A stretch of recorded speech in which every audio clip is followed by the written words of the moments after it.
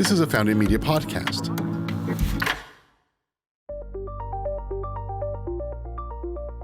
This is From Tanks to Teleportation, a podcast where we explore the intersection of technology, business, and national security with the leaders of the Defense Innovation Unit, part of the U.S. Department of Defense.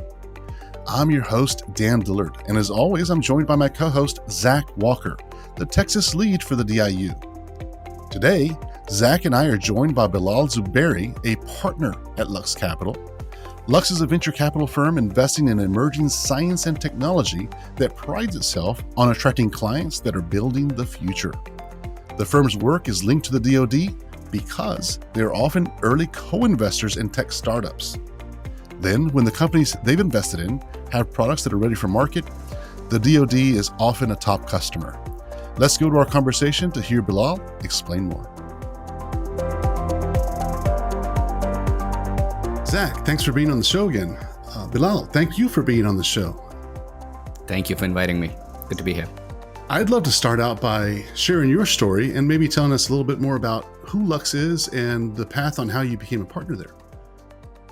So Lux Capital is a bi-coastal venture firm managing about $2.5 billion, investing in early stage deep technology companies. We invest in companies that are addressing real problems in the world, addressing very large markets, and usually things that have deep technical expertise required or deep technical risk associated with it. For that, in many ways, turns out to be investments in hardware, software systems, autonomous systems, automation, robotics, computer vision, semiconductor chips, biotech, computational biology, and a lot of things that, frankly, sometimes feel like science fiction becoming reality, which technology enables to happen these days.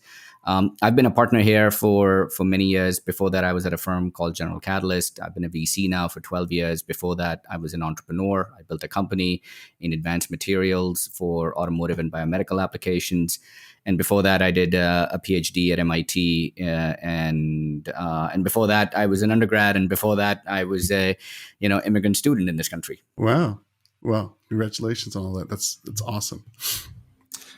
Bilal, thanks again for joining us today. It's really wonderful to have someone from the venture community. So when we put this podcast together, calling it Defense Innovation from Tanks to Teleportation, this idea, like you said, science fiction becoming reality, so much of that in this country happens through things like venture investment.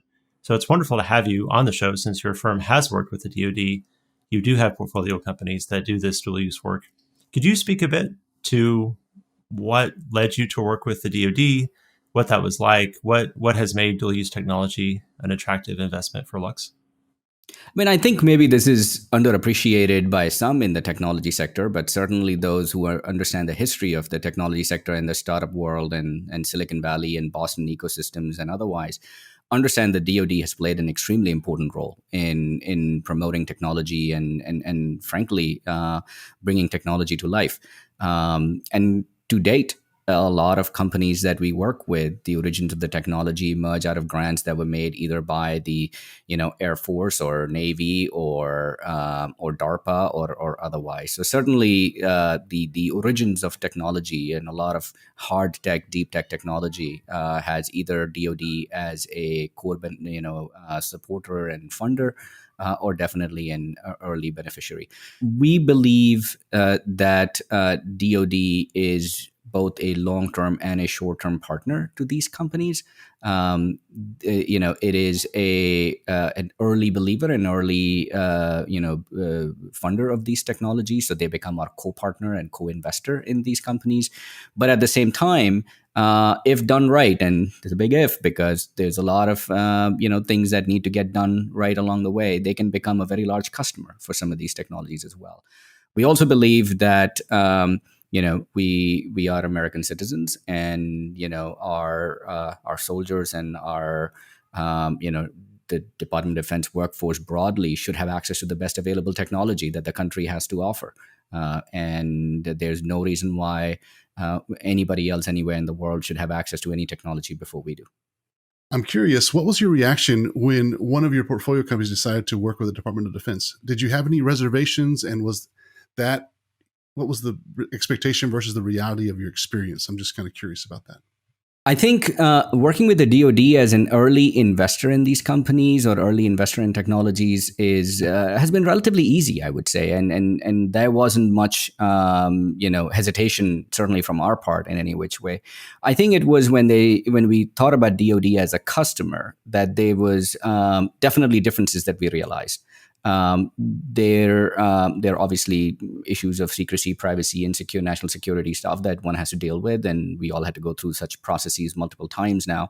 But also, the buying processes are different, the accounting processes are different, and most importantly, and this I think the two sides, both Silicon Valley and DoD, are still trying to understand each other is product market fit is sort of golden words in technology. You have an idea, you have a technology, you take that, you turn it into a product, and then you want to make sure that this is a product that the market wants, and the market wants is best exhibited by the market paying for it.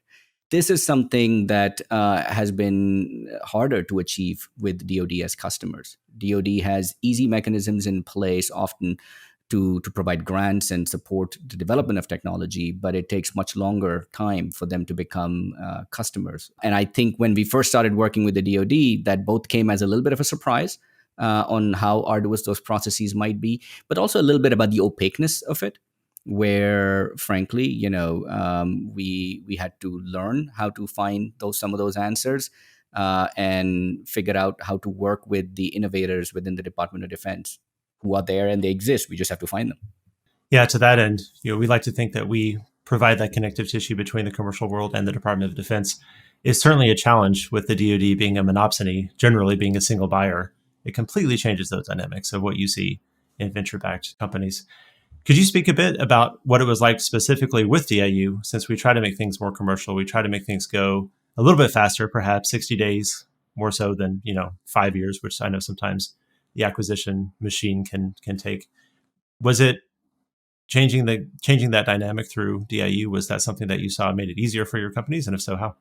Oh, look, I've been investing in companies that directly sell to or want to sell to the DoD for over a decade. And for the first many years of that, it felt like a little bit of the Wild West, right? Like you have these technologists that are PhDs and coming out of technology industries or coming out of university labs, and they have this amazing idea and they start building it, and then they build it with venture money for 1 or 2 years, and then they want to take it to market, and the market is the Department of Defense. And there's this wall, and they don't know how to penetrate. They don't know who to call. So then they end up hiring somebody who had experience with the uniform and has been inside the military, and they bring him on as sort of the messiah that's going to fix it all. But that doesn't work. And there was really not many people to be able to really talk to and understand. So the creation of the DIU and DIUX, the predecessor name, was really important. I think it was important for a few different reasons. One was that there needs to be a communication and education on both sides.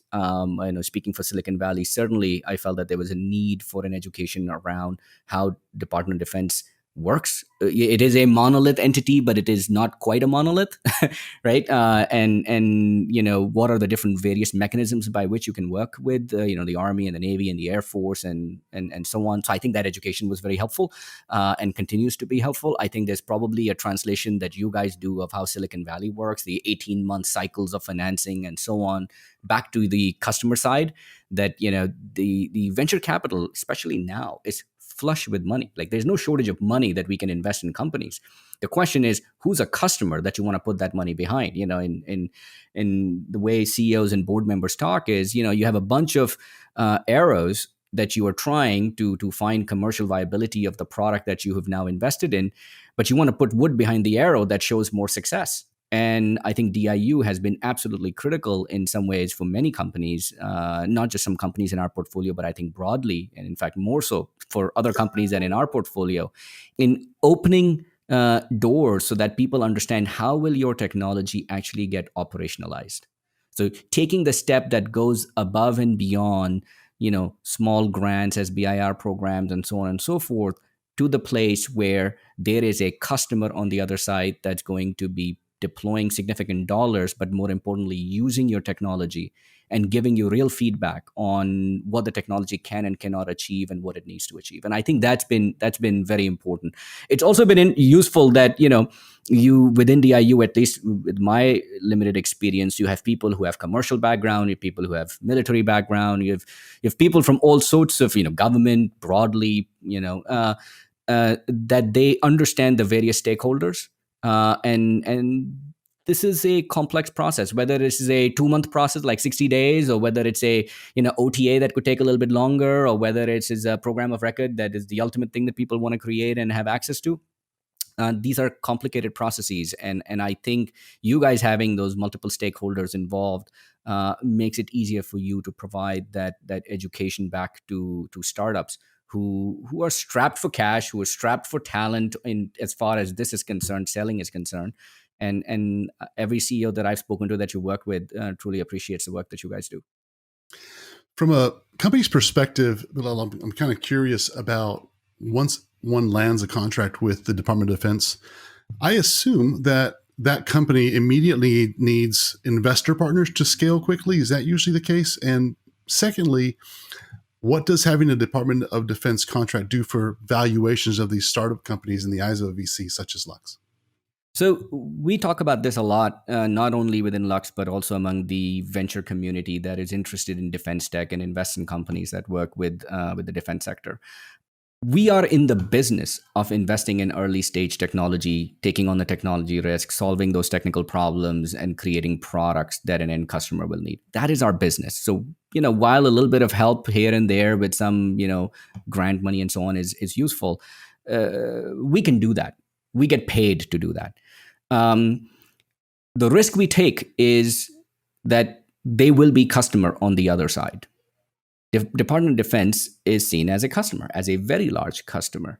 The process of landing a contract, and by contract, I mean contract where I will be selling products and you will be buying products. You'll be paying me for the products. I can calculate a gross margin and a net margin, and I can talk about scalability and at what scale does this company reach cash flow break even, and so on and so forth. All of those things that come with it. Landing that kind of a contract is a major step in a company's life. And this is where I think organizations like DIU are absolutely critical in helping make that transition. Once that contract lands, I think the most important box that get checked off is product market fit. Customer wants your product. When that happens, there's actually significant amounts of additional capital available at that time to deploy for scaling, for manufacturing, for servicing in the field, for the whole operation that needs to get set up at that point for the company to become a bigger company and to become a bigger supplier. Again, that capital is available, but that is a lower risk capital, and it needs to see significant commitment from the customer. I can tell you from our experience, with a few exceptions.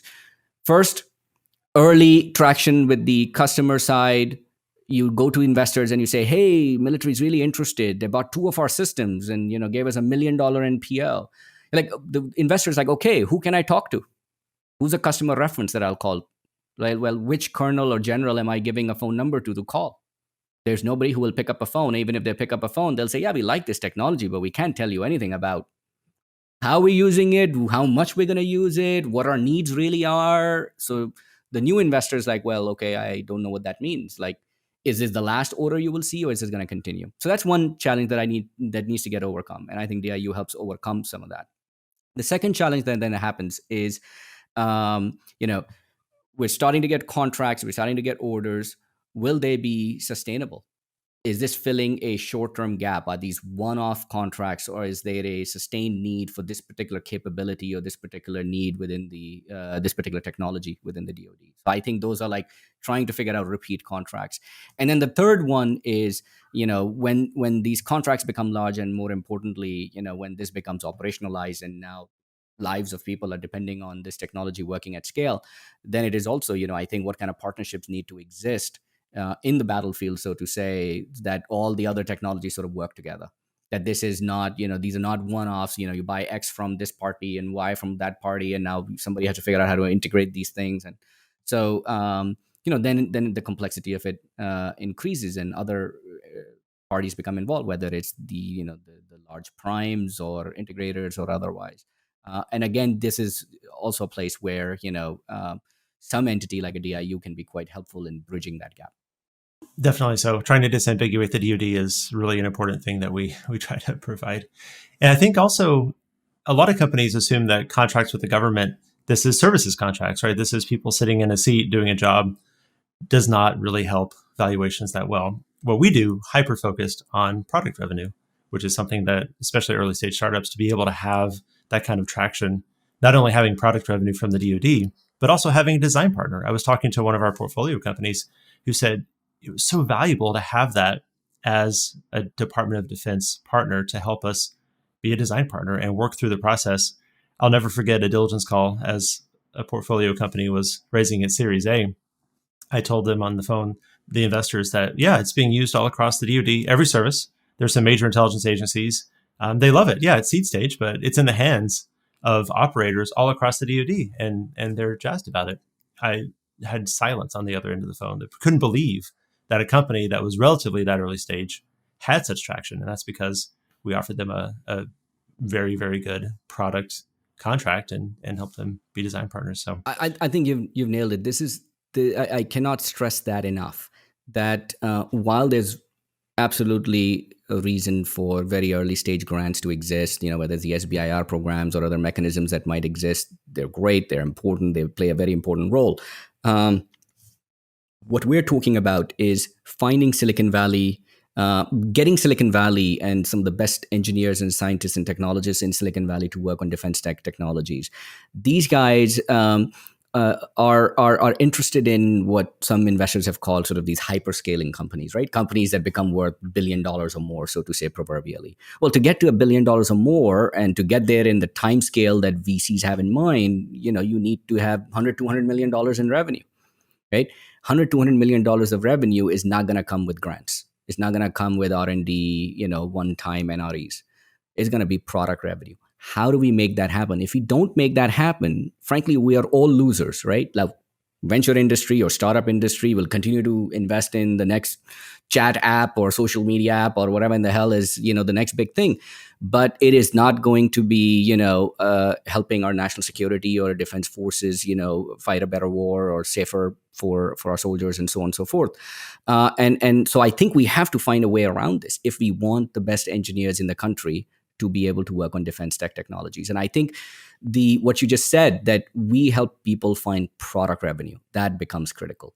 We are fine if we build a product that the customer doesn't want, right? If I build a product, I take a risk that I'm going to build X. That X could be, a weaponized system. It could be an autonomous car. It could be a component. It could be a device. It doesn't matter. If I take that risk and I have risk capital available to invest in that, and I choose to invest it in something that is not going to do for the customer what it needs to do, my bad.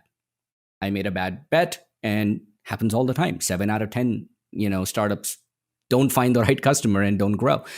But where it is solving the problem that the customer have, which is providing the capability that the customer has, it's doing so at a lower cost. It's doing so better than anything else and anybody else can provide. And yet we get caught in a bureaucratic quagmire or a process that just doesn't fit the timelines of the startup world. Then I think it's very unfortunate, because I've been doing this for, as I said, for over a decade. There are other investors who've been doing it, but we're at a moment right now where there's a significant amount of interest from the venture industry to work with the Department of Defense. What we don't want is for that interest to go away, right? It doesn't take very long. It just takes one cycle for people to be like, yeah, this is great and I love it and God bless them and patriotism, but not exactly where I want to invest my LP's money. And that's a real problem, and that's a real risk. And I think part of the work that some of us who've been investing in defense tech do is constantly educate other investors so that they participate in this. More capital is drawn in. We introduce them to people like DIU and others to say, guys, there's resources available to figure out how to work with the defense and military. They will tell you what the needs are. They'll tell you the processes. And nothing is easy. I can tell you it wasn't easy for me, but it's worth giving it a shot, because there's real businesses to be built here. I'm really glad you brought that up, because patriotism is wonderful. I mean, again, we all love this nation, but patriotism does not help EBITDA in any way, right? So we have to be very real about the fact that these companies, they have bills to pay, and we're not looking to make defense contractors. We're looking to make extremely successful companies with very good recurring product revenue that just happens to have a decent portion of it from the DoD. So we found it very important to try to make that distinction. 100%. Look, we not only are we stewards for somebody else's money, like this is not my personal money that I can decide to dedicate to X, Y, or Z. So we have to generate returns for our investors, and we have to invest in the best technologies that would return the best returns for them. But in addition to that, defense industry is interested in working with Silicon Valley for one reason and one reason alone, in my opinion, which is that we have some of the world's best engineers and scientists that are working in Silicon Valley. And when I say Silicon Valley, I don't mean geography Silicon Valley. I mean the tech industry broadly, wherever you might be located. We've been able to attract the best talents, not only from across this country, but frankly, over the last 25, 30, 40 years from across the world. We've been able to do that because we're able to provide the sort of economic opportunities that simply have not existed anywhere else. The immigrant story of Elon Musk is right there in front of us. Grew up in South Africa and comes out here and creates bang, bang, bang, bang. How many billion-dollar companies has he created? It's right there in front of us. We want more Elon Musks. We want more companies like that. And I think that talent exists in Silicon Valley, and we have to show them that you can do that. You can build the next SpaceX or Palantir or Anduril or whatever it might be. You can do that by working with the Defense Department as either the primary customer or at least one of your customers. So, having said that, I know that you mentioned earlier in the podcast about some of the privacy things that you have to abide by and so on and so forth as an investor. But from what you can share, what have been some of the impressive solutions, maybe capabilities that you've witnessed personally from companies to help shape the future of the Department of Defense? I think there's a few broad themes that Silicon Valley is excited about. And I think Department of Defense can really benefit from that. Let me name a few, and obviously we have portfolio companies that provide those technologies in various ways, whether it's to the DoD, various functions, or intelligence agencies. Or one is around automation. Broadly speaking, when we talk about the use of robotics and automation, and we talk about efficiency, and we talk about speeding things up, Defense Department is responsible for a very big chunk of manufacturing in our country, right? So when we think about robotics manufacturing for metal parts, or we think about 3D printing of metal and plastic parts at scale for manufacturing, we are, all the cost benefits that accrue to the Ford and the GM and the BMWs of the world also accrue to our DoD manufacturers, whether it's the Lockheed Martins of the world or partners of us in Tempo or otherwise. The second thing is around autonomous systems. Whether you're talking about autonomous vehicles and simulation of autonomous vehicles, or you're talking about autonomous drones, aerial drones, or ocean-going drones, these are all companies that are doing work with the DoD right now. So we have, DIU is actually a partner for us in Saildrone, which is working with the U.S. Navy right now, and NGA right now. We have AirMap, which is doing work with the Air Force right now, and and providing a UTM, the solution for managing drones everywhere. We have Anduril that does a lot of work with DoD around drones and otherwise, and counter drone systems. A third area broadly is around AI, and AI in, think about NLP, machine learning AI broadly. So companies like Primer and others come to mind. These are companies that you have a ton of data that gets generated either on the intelligence side or on the manufacturing side or system side that you need to process. And you need to create summaries of it to understand what is happening there. The same way that Walmart gets perhaps millions of comments on its website, and they need to make sense of it because nobody's going to sit there and read millions of comments. The same thing applies to DoD as well, and intelligence agencies as well. So we have that kind of companies. And then you have, companies that would be, that are sort of science fiction bringing to reality, right? So you have drones that were built, for consumer purposes can now go at, 100 plus miles an hour. Now, pilots that are flying those drones and becoming experts at it, these guys are amazing simulators for, like, how do you fly the future generation military planes? How you're going to actually operate in tough environments and fast moving environments, a completely new training education paradigm. Gamers, how do you use them to train our military? So we have companies like Drone Racing League, State Space, and others that provide those kind of talents to DoD type customers. And last but not the least is companies in biology and biotech and others, whether it's obviously our military is directly involved, whether we like it or not, in fighting this pandemic that we're dealing with right now, and they have to be, right. And suddenly, whether it's drug development or access to drugs or trials or treatment or epidemiology or public health, military needs access to the best technologies. And so even the more what we would consider the benign, apps and so on, these are very relevant for military to be able to do the task that they're called to do. And so I think there's a vast variety of companies that provide that can provide and do provide technology solutions to the DoD. And I'm amazed that I would say 10 years ago, people used to come to us and say, we're a military specific company. Like, here's a thing we're building because, Army gave us this grant and we built it for that. And this is our customer. How often we see companies who pitch us, I would say maybe 50% of the companies who pitch us, while they're pitching us, we can see that, hey man, DoD can be a customer of yours. Like DoD can use this capability. We just have to then figure out how to not only translate their product into DoD's needs, but more importantly, make that business connection so that they're able to build their business models as well as their business teams to be able to succeed in working with the Defense Department. What you're saying reminds me of that quote. That's something like, the future's already here, it's just not evenly distributed yet. And I think it's actually come up before on this podcast, I think, because that's really where DIU lives, right? The future is out there. You just mentioned it. Autonomy, artificial intelligence, these things exist commercially. They're just not necessarily in the DoD yet. And I think for Lux, it sounds like there's a lot more purpose than simply just giving good returns to LPs, although certainly you have to give good returns to LPs.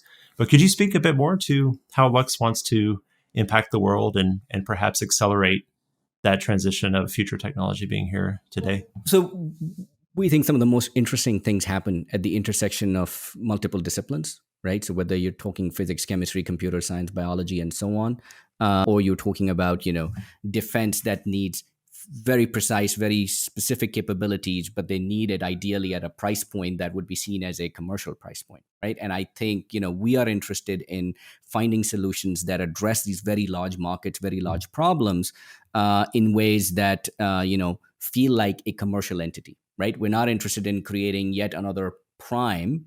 We want to create, if it is a prime, it's a prime that is, highly innovative, highly successful, reducing the cost of the solutions that we can provide to make it affordable for us to implement it in the field quicker and faster. And most importantly, companies that are dual use, so that they're also providing their solutions to other markets as well.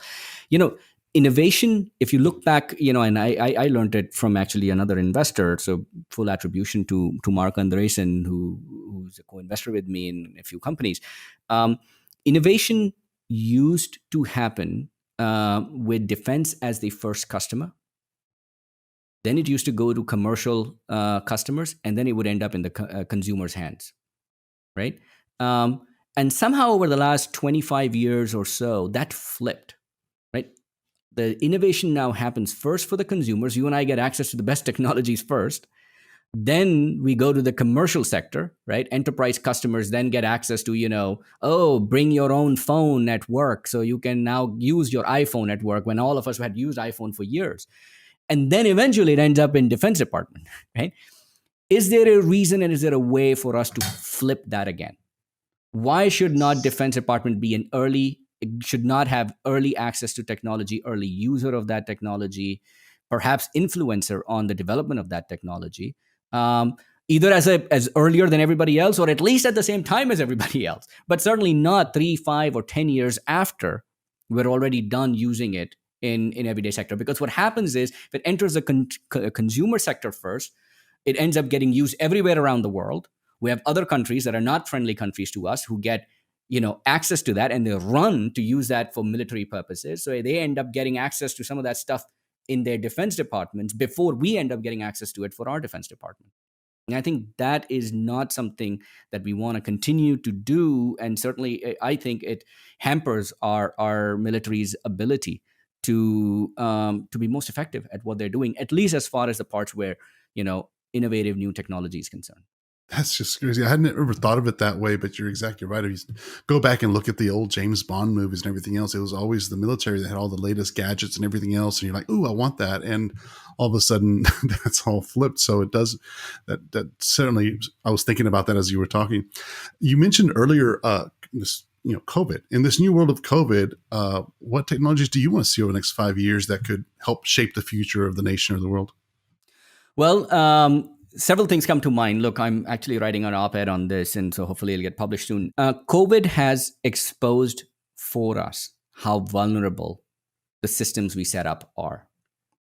Right? We have, and the vulnerability is not just that, of course, there's a pandemic, and unfortunately, it's leading to life loss and so on and so forth, but also just our systems broke down in some ways. Right? We worked for 25, 30 years to have the lowest cost manufacturing of everything, which meant all our supply chains were heavily concentrated in China and some other parts of the world. Well, it turns out, what do you do if you can't have ships and planes coming from China here? Well, your supply chains break. If China shuts down a city or shuts down a hospital or shuts down a company, your supply chain is stuck. How do we deal with that? How do we make our supply chains resistant to this sort of a breakdown? How do we make them more adaptable? How do we make them more resilient? We have to think about that across everything, from drugs and drug delivery. Like, what if the vaccine gets invented in China? How do we get access to that? Right? To manufacturing, to food. We built our supply chains around food in such a way that on one hand, we have, food not available on shelves in US markets. And on the other hand, we have potatoes rotting in the fields because we set up our supply chain such that the food that is sold to restaurants, there's no way for us to repackage it and sell it to consumers directly. And well, guess what? It's not going to the restaurants, so it's rotting in the field. So I think we have to completely rethink, how we have configured our industrial, agricultural, medical base. And a part of that could be lessons learned from biology, right? Like, we build systems that have to be resilient, systems that can adapt, systems that can learn. We haven't done that. And I think we can do that in every which way, whether it comes from, onshoring some of the stuff. So some of the stuff needs to be brought back here. We've been hearing even the government talking about semiconductor supply chain needs to be brought back to the US. I think that's definitely an important need. We've been having these discussions around 5G and the infrastructure for 5G. That's an important one.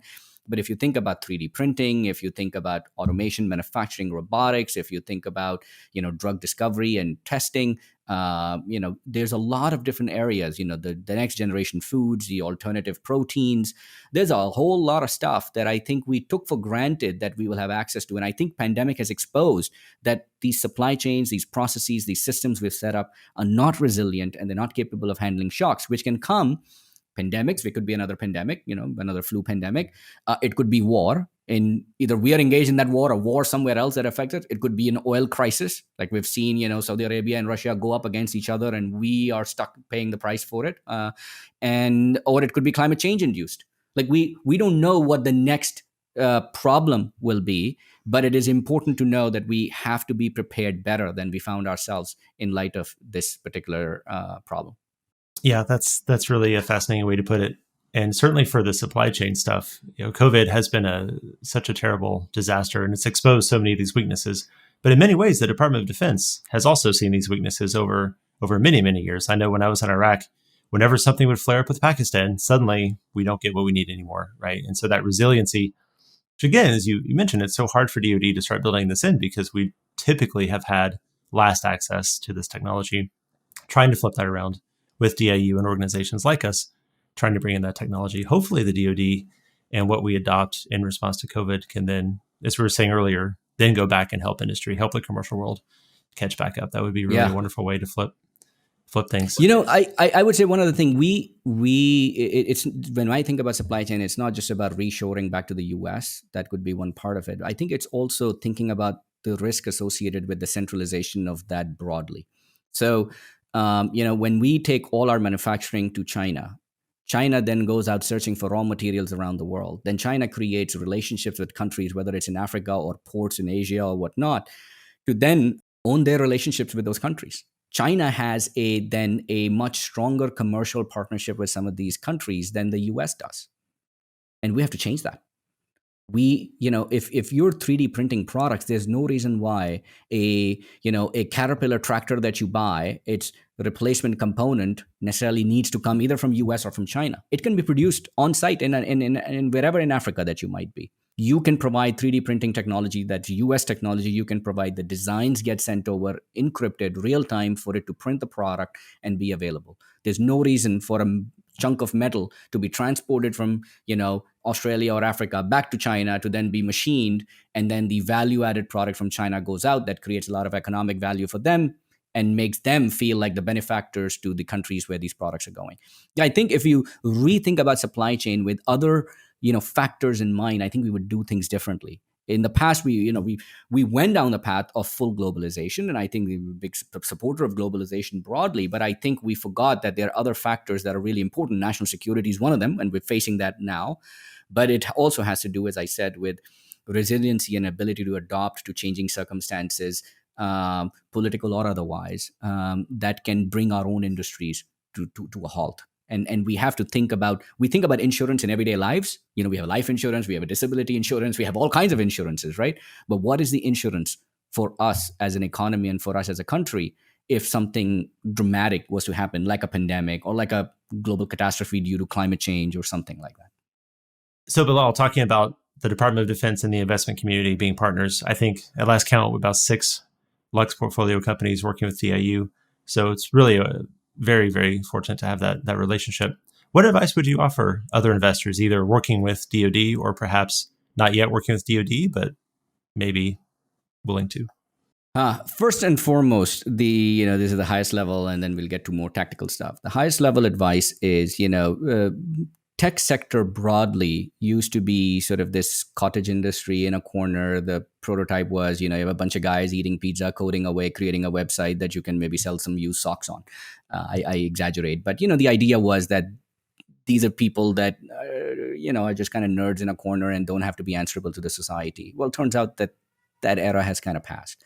We represent some of the largest companies on our stock exchanges. We represent some of the largest employers here and globally. We're largest media organizations now that reach billions of people globally on a daily basis. We, are attributed, our products are attributed to causing revolutions in other countries and so on. The tech sector has now a very important role to play. And I think we see this on a daily basis, whether it's, censorship in China or censorship in the US or the products we build and how we use them and so on and so forth. So I think we have to, as leaders of that industry, and I speak to CEOs and I speak to founders and I'm right now speaking also to VCs, we have to take ownership and we have to be serious about this. We are playing on a bigger stage in a bigger way than we used to 25, 30 years ago. And when you play at that stage, national security has a role to play, whether it's here or anywhere else in the world. Whichever country you work in, their national security will be just as important in our national security, and you will have to deal with that. And you need to have your moral compass right, and you need to have your policies right, and you need to be able to be transparent about it to the rest of your organization on how you and where you stand on these issues. So that's one. So we can't skip it. The second is DoD represents a very large market. Somehow people think DoD, all it does is like somehow fly around the world and shoot people. I mean, this is not what DoD does, right? I mean, that's a part of what we have to do in times where that is needed. But DoD is managing large infrastructure and very large scale projects around the world, from construction to human resources to education to all kinds of stuff is happening. We have Veterans Association is a very large healthcare association, right? So this is a very large part of our economy. And whether you look at it as your service to the country, or you look at it as a large total accessible market TAM you're going after, or you look at it as, if the US economy has to improve, this part of the economy has to become more efficient and so on as well, we have to play in it. I think there's a great opportunity everywhere you look. You don't have to be involved necessarily DoD fighting machines. You can be involved in extremely, civilian type applications for DoD. So I think there's great opportunities for people to be involved. The third thing I'd say is I say this all the time to friends in the DoD and agencies as well, but this time I'd say that to the VCs. There's a lot we don't know. Let's be humble about it. Let's be humble about not understanding the complexity of the organization that DoD or Pentagon represents. Let's be humble about the various different factors they have to take into account when they make certain decisions. Let's go learn. Let's open doors and let's learn. I think this is where DIU plays an extremely important role in educating Silicon Valley, and as I say, not just the geography, but the broader tech industry on the needs of the DoD, on the impetus that's coming from there, on what is driving it, on building relationships across the two sides, on creating processes and enabling processes that allow transactions to take place. We talked about product sales and so on, but transactions can be of 100 different varieties, but enabling that to happen. And most importantly, building trust. I think these are long-term relationships. If you can build trust that there's a good partner on this side and there's a good partner on the other side, and we're all working towards the same thing, let's figure out how to make it work, I think good things happen. As I mentioned, if you think about enterprise customers, they have what they call early beta customers. These early beta customers are not just lucky few who get to test the product early. They're really development partners. They may pay along the way, but the important thing is that they influence the product. This is your wedge that Silicon Valley calls. Find that wedge, which are your most loyal customers, and then from there you expand. There's no reason why DoD cannot be a part of that wedge. And I think, we have to create mechanisms for that to happen. I don't think enough of those wedges exist today. If they exist, often it's because of a few crazy people. They might sit at DIU or otherwise, or entrepreneurs and founders who are committed to making it work, and then they somehow make it work, thankfully. But I think we need to create it more institutionally so that a larger group of people are excited by this, and also frankly, more importantly, not intimidated by that. They want to go build, they want to serve, they want to do good things, but they don't want to take on something that feels like this gigantic, bureaucratic nightmare to deal with. And I think if we can make that happen, there's an amazing opportunity. Look, how big is SpaceX now? We just put, using a commercial carrier, we put man on another space station, right? And that rocket landed back. That has never happened before. And that has created a 20, 30, 40, God only knows what SpaceX is worth, but certainly $40 billion worth type company, right? With one customer. Right. A customer that itself doesn't have a very large budget, frankly, right? We're not talking DoD, but we did it. It was a crazy entrepreneur, Elon Musk, and obviously all his staff and team that made it happen. Think of Palantir. Same idea. I think it can be done. And I think we just need more examples so that more entrepreneurs get up. Just like entrepreneurs around the world get up and say, hey, I'm going to create the next app that's going to become like a Facebook or a Snapchat or a Twitter. The same way we need to do that so I can create the next company that'll be the next, Palantir, SpaceX, and hopefully a better version of Lockheed Martin and Raytheon and so on. I think these are all doable. And I think we need it because our 40, 50-year-old systems are frankly just rusty and failing us. Well, Bilal, I don't even know how to follow that. That was inspirational just listening to you. Thank you so much. This has been such a joy listening and learning and being educated of the process on the other side. And I learned a lot about the entire podcast and about the process, the VC, and the relationship there with DIU and the DoD.